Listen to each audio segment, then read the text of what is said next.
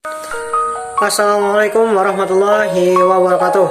Perkenalkan, nama saya Ahmad Habibi dengan NPM 3062056040. Di sini saya akan menjelaskan tentang pengertian morfologi dan morfem. Pengertian morfologi. Morfologi merupakan ilmu yang mempelajari tentang hal-hal yang berhubungan dengan bentuk kata dan sering juga disebut dengan istilah tata bentuk. Menurut Ramlan, morfologi adalah bagian dari ilmu bahasa yang mempelajari seluk-beluk bentuk kata serta perubahan bentuk kata serta perubahan bentuk kata terhadap arti dan golongan kata. Untuk pengertian morfem, merupakan bentuk kata yang paling kecil dan sudah memiliki arti. Sebuah kata bisa terdiri dari satu atau lebih morfem.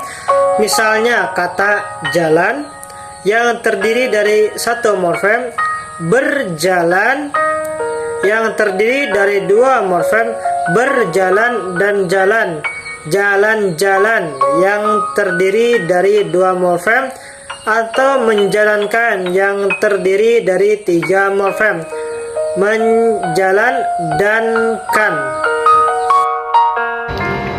Assalamualaikum warahmatullahi wabarakatuh. Perkenalkan, nama saya Abimanyu dengan NPM 3062056268. Di sini saya akan membacakan materi, yaitu tentang proses morfologi, proses pembubuhan afiks, dan proses pemajemukan. Baik, berikut materinya. Pertama, yaitu ada proses morfologi. Proses morfologi merupakan proses pembentukan kata dari satuan lain yang merupakan bentuk dasarnya.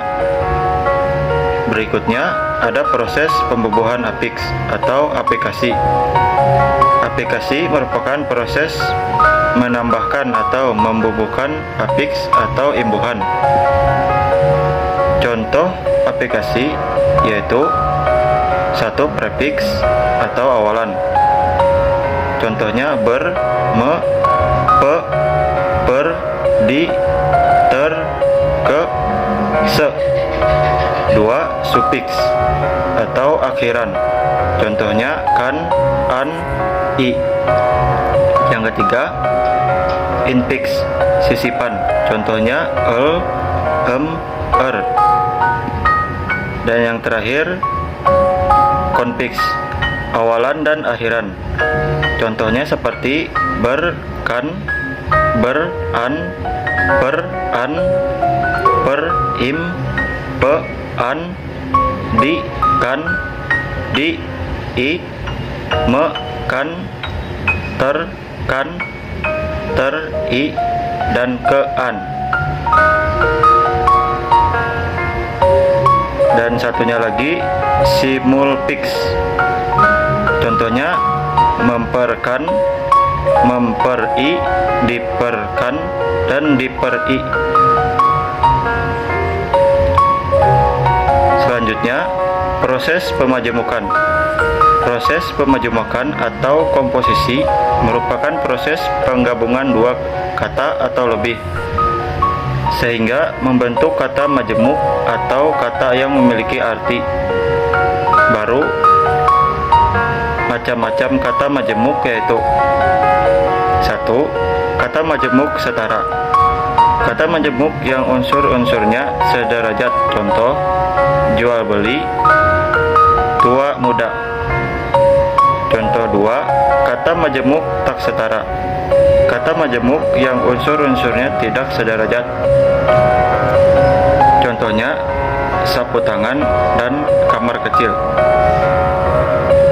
Yang ketiga, kata majemuk hibridis.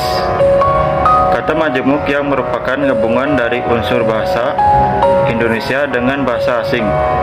Contoh: tenis meja dan bumi putra. Yang keempat, kata majemuk unik. Kata majemuk unik yang salah satunya yaitu hanya dapat bergabung dengan kata pasangannya, tidak dapat bergabung dengan kata lain. Contohnya gegap gempita dan muda belia. Perkenalkan, nama saya Dewi Purnama, nomor pokok mahasiswa 306 205 6260. 2. Proses pengulangan atau reduplikasi.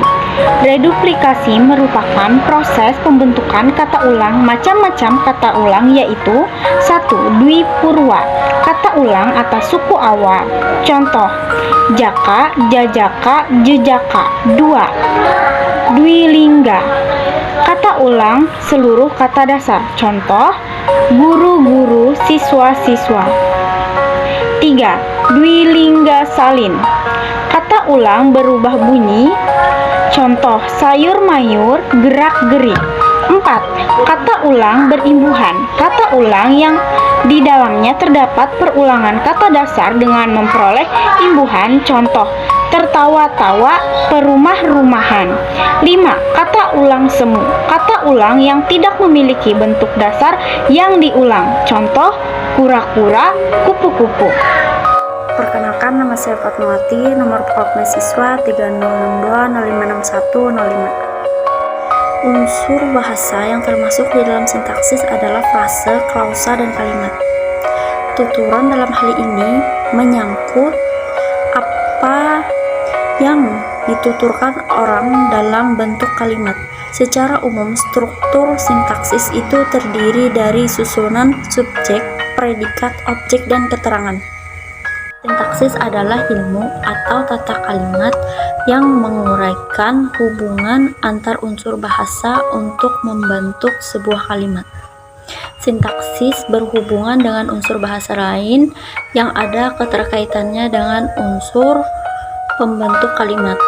Unsur tersebut antara lain fonem, kata, intonasi, kesenyapan, dan kontur.